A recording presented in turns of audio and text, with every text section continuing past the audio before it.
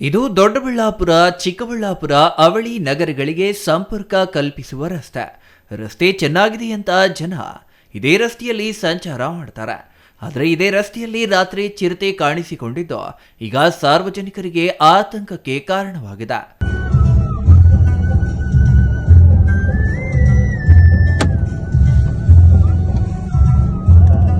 ನೋಡ್ರಿ, ಚಿರತೆ ಬಂದಿದೆ ಕಣಿವೆ ಬಸವಣ್ಣ ಹತ್ರ. ಹುಷಾರು, ಗಾಡಿಲಿ ಬರೋರು ಇದ್ ಮಾಡೋನ್ಗೆ ಗಾಡಿ ಅವನ್ಗೆ.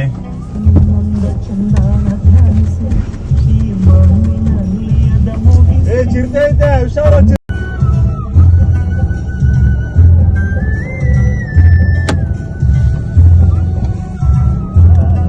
ನೋಡ್ರಿ, ಚಿರತೆ ಬಂದಿದೆ ಕಣಿವೆ ಬಸವಣ್ಣ ಹತ್ರ. ಹುಷಾರು, ಗಾಡಿಲಿ ಬರೋರು ಇದ್ ಮಾಡೋನ್ಗೆ ಗಾಡಿ ಅವನ್ಗೆ. ಹೌದಾ, ಭಾನುವಾರ ರಾತ್ರಿ ಚಿಕ್ಕಬಳ್ಳಾಪುರ ತಾಲೂಕಿನ ನಂದಿಗಿರಿ ಧಾಮದ ಕಣಿವೆ ಬಸವಣ್ಣ ದೇವಸ್ಥಾನದ ಬಳಿ ಸಾರ್ವಜನಿಕರು ವಾಹನಗಳಲ್ಲಿ ಸಂಚಾರ ಮಾಡುವಾಗ ಇದೇ ಸಂದರ್ಭದಲ್ಲಿ ರಸ್ತೆ ದಾಟುತ್ತಿದ್ದ ಚಿರತೆಯನ್ನ ವಾಹನ ಸವಾರರು ಗಮನಿಸಿದ್ದಾರೆ.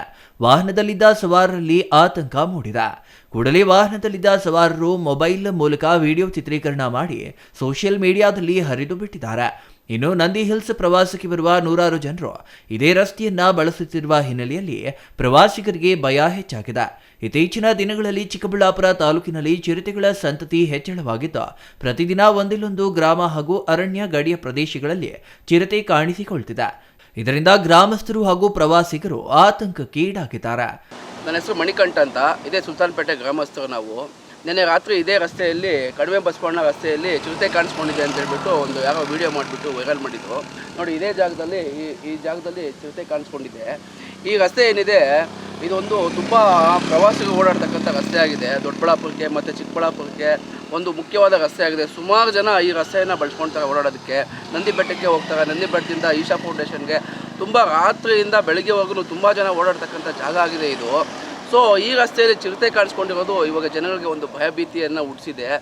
ಈ ಥರ ಚಿರತೆ ಕಾಣಿಸ್ಕೊಂಡಿರೋದು ನಮಗೂ ಒಂಥರ ಭಯ ಆಗ್ತಾಯಿದೆ. ಯಾಕಂದರೆ ಈ ಲೋಕಲಲ್ಲಿ ತುಂಬ ಜನ ನಮ್ಮ ರೈತರು ಇರ್ಬೋದು, ಮತ್ತು ತುಂಬ ಜನ ಈ ಕಾಡಿನ ತಪ್ಪಲುಗಳಲ್ಲಿ ಏನು ಕುರಿಗಳು ಮೇಕೆಗಳು ಮೇಯಿಸ್ಕೊಂಡಿರ್ತಾರೆ. ಸೊ ಅವ್ರ ಮೇಲೆ ಎಲ್ಲಿ ಅಟ್ಯಾಕ್ ಮಾಡುತ್ತೋ ಅಂತ ಹೇಳ್ಬಿಟ್ಟು ನಮಗೂ ಒಂಥರ ಭಯ ಆಗ್ತಾಯಿದೆ. ದಯವಿಟ್ಟು ಇದಕ್ಕೇನೋ ಒಂದು ಸ್ವಲ್ಪ ಪರಿಷ್ಕಾರ ಹುಡುಕಬೇಕು. ಅರಣ್ಯ ಇಲಾಖೆ ಆಗಿರ್ಬೋದು, ಪೊಲೀಸ್ ಸಿಬ್ಬಂದಿ ಆಗಿರ್ಬೋದು, ಒಂದು CCTV ಕ್ಯಾಮ್ರಾ ಅಳವಡಿಸೋದಾಗಿ ಸೂಚನಾ ಫಲಕಗಳು ಹಾಕಬೇಕು. ಯಾಕಂದರೆ ರಾತ್ರಿ ಹೊತ್ತು ಗೊತ್ತಾಗೋದಿಲ್ಲ ಪ್ರವಾಸಿಗರಿಗೆ. 11 ಗಂಟೆ 12 ಗಂಟೆ ರಾತ್ರಿಯಲ್ಲಿ ಬೈಕ್ಗಳಲ್ಲಿ ಬಂದುಬಿಡ್ತಾರೆ. ಸೊ ಅಟ್ಯಾಕ್ ಮಾಡಿದ್ರೆ ತುಂಬ ತೊಂದರೆ ಆಗುತ್ತೆ ಅವ್ರಿಗೂ.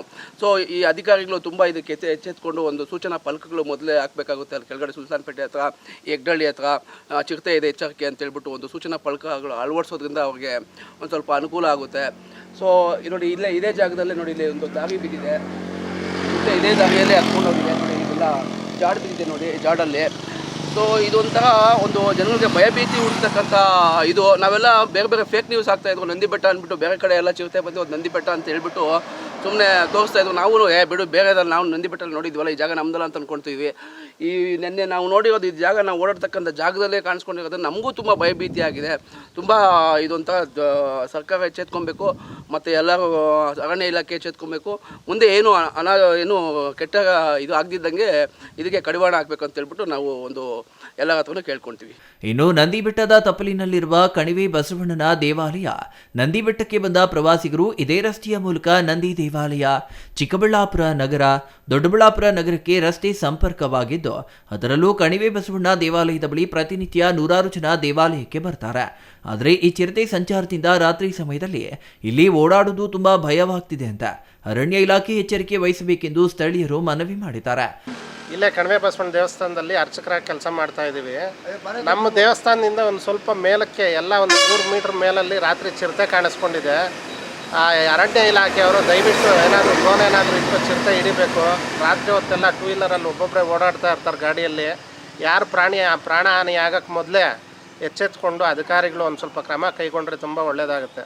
ನಿಮ್ಗೆ ಯಾವ ರೀತಿ ಭಯ ಆಗ್ತದೆ ಈ ರೀತಿ ಓಡಾಡೋಕ್ಕೆ? ನಾವೆಲ್ಲ ಒಂದು 100 ಮೀಟರ್ ದೂರದಲ್ಲೇ ಇದ್ದೀವಿ ಸರ್. ನಾವು ಸಂಜೆ ಆದರೆ ಬೇಗ ಮನೆಗೆ ಹೋಗೋಣ ಅನಿಸುತ್ತೆ. ಇನ್ನು ಕತ್ಲಲ್ಲಿ ದೇವ್ರ ಪೂಜೆಗೆ ಯಾರೋ ದೂರದಿಂದ ಭಕ್ತರು ಬರ್ತಾ ಇರ್ತಾರೆ. ಎಲ್ರಿಗೂ ಫೋನ್ ಮಾಡಿ ಹೇಳ್ಬಿಡ್ತೀವಿ, ಆದಷ್ಟು ಬೇಗ ಬನ್ನಿ ಅಂತೇಳಿ. ತುಂಬ ಭಯನೇ ಆಗುತ್ತೆ ನಮಗೂ ಸರ್. ಬೆಂಗಳೂರಿಂದ ತುಂಬ ಬರ್ತಾರೆ ನಂದಿ ಹಿಲ್ಸ್ಗೆ ಈ ರಜಾ ದಿನಗಳಲ್ಲಂತೂ, ಶನಿವಾರ ಭಾನುವಾರಗಳಲ್ಲಿ. ಆದಷ್ಟು ಯಾರಿಗೂ ತೊಂದರೆ ಆಗಕ್ಕೆ ಮೊದಲೇ ಅಧಿಕಾರಿಗಳು ಎಚ್ಚೆತ್ಕೊಂಡ್ರೆ ತುಂಬ ಒಳ್ಳೆಯದು. ಇನ್ನು ಘಟನೆಯ ಮಾಹಿತಿ ಪಡೆದ ಅರಣ್ಯ ಇಲಾಖೆ ಅಧಿಕಾರಿಗಳು ಸ್ಥಳಕ್ಕೆ ಭೇಟಿ ನೀಡಿ ಪರಿಶೀಲನೆ ನಡೆಸಿದ್ದು, ಪ್ರವಾಸಿಗರು ರಾತ್ರಿ ಸಮಯದಲ್ಲಿ ಎಚ್ಚರಿಕೆಯಿಂದ ಸಂಚರಿಸಬೇಕು ಎಂದು ಸೂಚನೆ ನೀಡಿದ್ದಾರೆ. ನಂದಿ ಹಿಲ್ಸ್ಗೆ ತೆರಳುವವರು ಹಾಗೂ ರಾತ್ರಿ ವೇಳೆ ಅನಗತ್ಯವಾಗಿ ವಾಹನ ಸವಾರರು ರಸ್ತೆ ಬದಿ ನಿಲ್ಲದೆ ಜಾಗರೂಕರಾಗಿ ಸಂಚರಿಸುವಂತೆ ಅರಣ್ಯ ಇಲಾಖೆ ಮನವಿ ಮಾಡಿದೆ. Thoudanahalli Ramesh, CTV news, Chikkaballapur.